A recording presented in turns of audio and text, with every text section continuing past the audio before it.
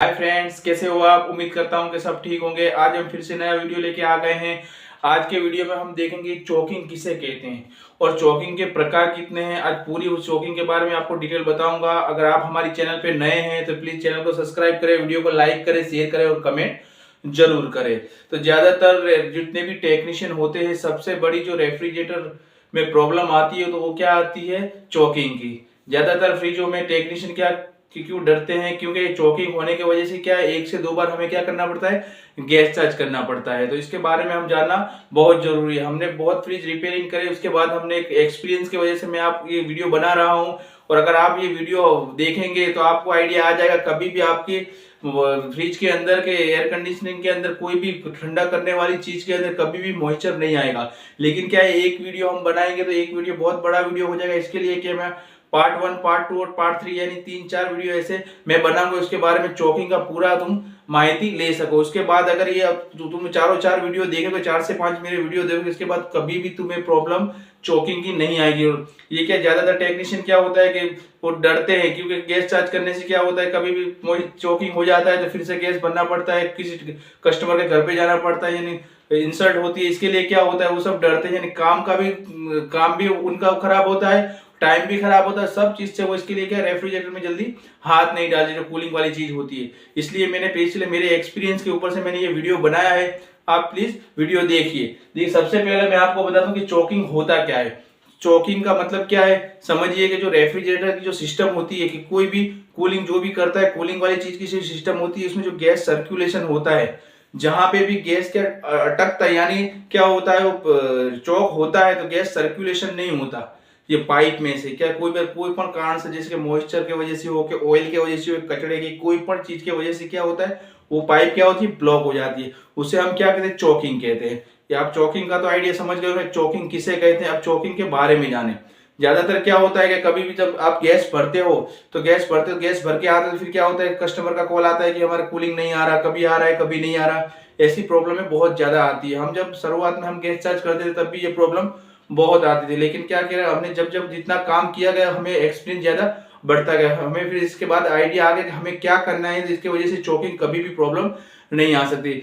ज्यादातर क्या समझते हैं टेक्नीशियन को, कचरा आ जाने की वजह से क्या होता है, सिस्टम चोक होती है। लेकिन वो बात गलत है, क्योंकि सिस्टम तो पूरा सील्ड होती है। जो सर्कुलेशन, गैस सर्कुलेशन होता है, कहने का मतलब जहां पे भी वो सिस्टम क्या होती है, अगर कचरा तो वहां पे जा ही नहीं सकता। और टेक्नीशियन इतना भी कहते हैं कि जो कंडेंसर आता है, कंडेंसर जो बाहर का, वो क्या होता है, लोहे का होता है। उसका काट के यानी कुछ भी जंग वो के फिल्टर के अंदर आके वो पाइप ब्लॉक करता है। लेकिन वो भी गलत बात है, क्योंकि कंडेंसर जो होता है ऊपर से क्या होता है, वो लोहा होता है, लेकिन अंदर से गैल्वेनाइज की शीट होती है जो गैस सर्कुलेशन, यानी इसके अंदर भी कचरा आ नहीं सकता। लेकिन तो फिर होता है क्या है चोकिंग, तो इस वीडियो में मैं आपको वो पूरी डिटेल बताऊंगा। उसके बाद के जो दूसरे वीडियो बनाऊंगा उसमें आप देख लेना कि दूसरे क्या सिस्टम वाइज मैं आपको सब चीज बताऊंगा। तो कभी भी आप गैस चार्ज करोगे तो कभी भी दूसरी बार आपको गैस चार्ज करना भी नहीं पड़ेगा, किसी कस्टमर के घर दूसरी बार जाना नहीं पड़ेगा, खर्चा भी नहीं बढ़ेगा, गैस 2-3 बार नहीं डालना पड़ेगा, और क्या है, टाइम का भी बिगाड़ नहीं होगा। तो सबसे पहले देखते हैं टाइप्स ऑफ चोकिंग, यानी चोकिंग का प्रकार कितने टाइप के चोकिंग होते हैं जो हम गैस सर्कुलेशन होता है। तो इसमें क्या है कि दो टाइप के होते हैं, एक ऑयल चोकिंग होता है, एक मॉइस्चर चोकिंग होता है। एक ऑयल चोकिंग होता है, मॉइस्चर चोकिंग होता है। तो सबसे पहले मैं आपको वीडियो में बता दूं कि ऑयल चोकिंग क्या होता है। तो ऑयल चोकिंग होता है, समझिए कंप्रेसर के अंदर क्या होता है, पूरा ऑयल भरा हुआ होता है। और अमुक बार क्या होता है कि जब वो बहुत साल हो जाते हैं तो उसमें क्या होता है, समझिए कि कंप्रेसर के तो ये देखो मैं आपको दिखा रहा हूं, ये देखिए, ये क्या है, ये कंप्रेसर में क्या होता है, डूम ऑयल भरा हुआ होता है। और उसमें क्या था, बहुत साल 4-5 साल हो जाते हैं तो फिर क्या होता है, जो ये इसमें जो ऑयल होता है वो क्या होता है, उसकी जो नमी आ जाती है, यानी वैक्स आ जाता है। समझे, नमी का मतलब क्या, कि जो वर्क करना चाहिए वो वर्क नहीं कर पाते।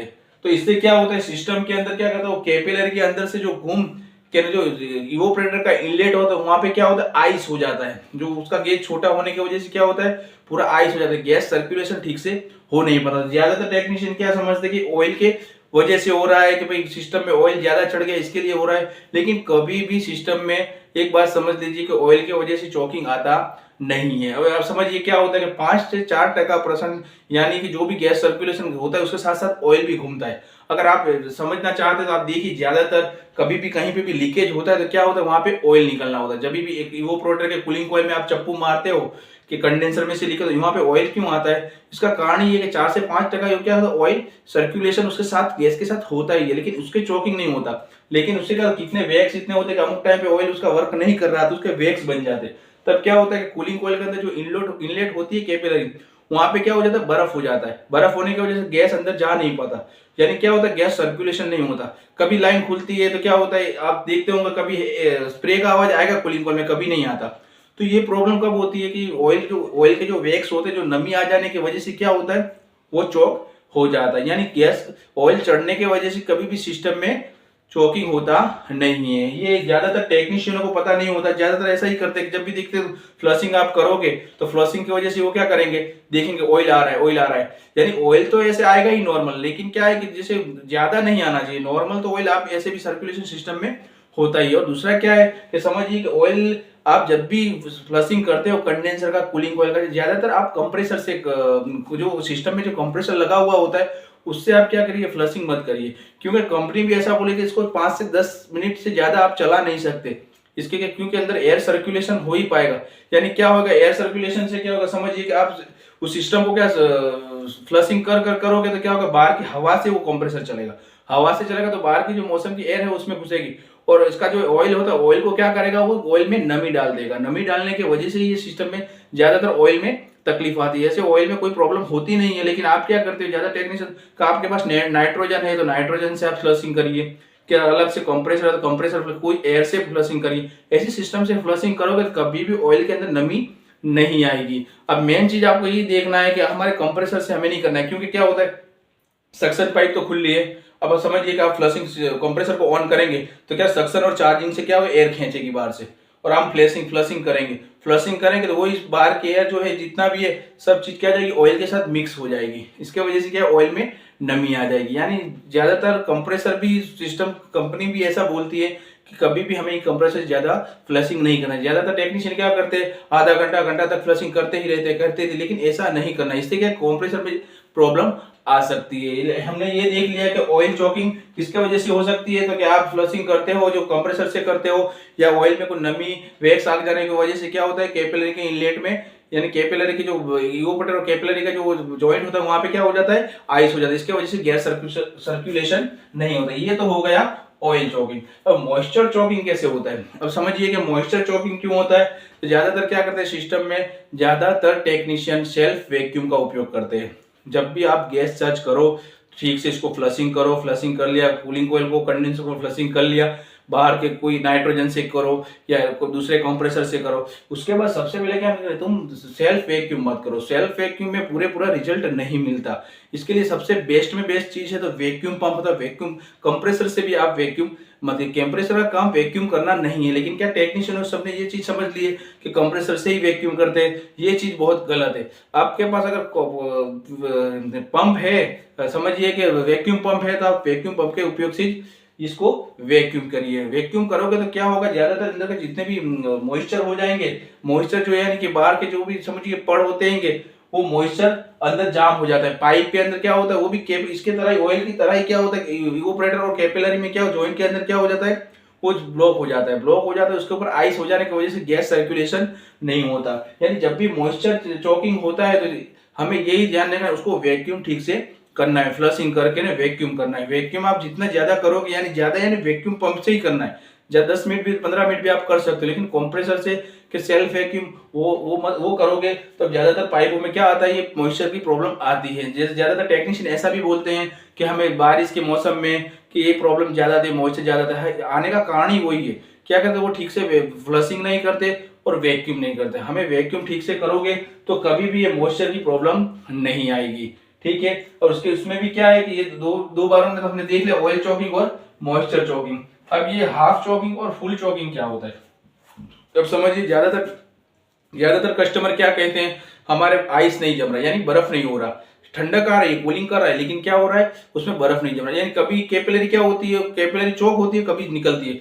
अब देखते होंगे कभी एकदम क्या होता है, एकदम स्प्रे का आवाज आता है, अमुक बार क्या होता है, बंद हो जाता है। यानी कभी होती है कभी नहीं होती। वो क्या होता है, ये हाफ चॉकिंग होता है, ज्यादातर क्या होता है, समझिए कि हमने गैस चार्ज किया, 4-5 दिन बाद के महीने बाद ये प्रॉब्लम आने लगती है अगर आपने ठीक से गैस चार्ज नहीं किया। यानी जैसे कि कैसे ठीक से नहीं किया, तो ऑयल चॉकिंग का और मॉइस्चर चॉकिंग आपने ठीक से नहीं चॉकिंग नहीं किया, क्या नाम इसका, फ्लशिंग नहीं किया, तो ये प्रॉब्लम आ सकती है। इसमें हाफ हाफ यानी ठंडक आ रही है लेकिन बर्फ नहीं हो रहा। तो ये क्या चीज हुई, ये हाफ चॉकिंग हुई।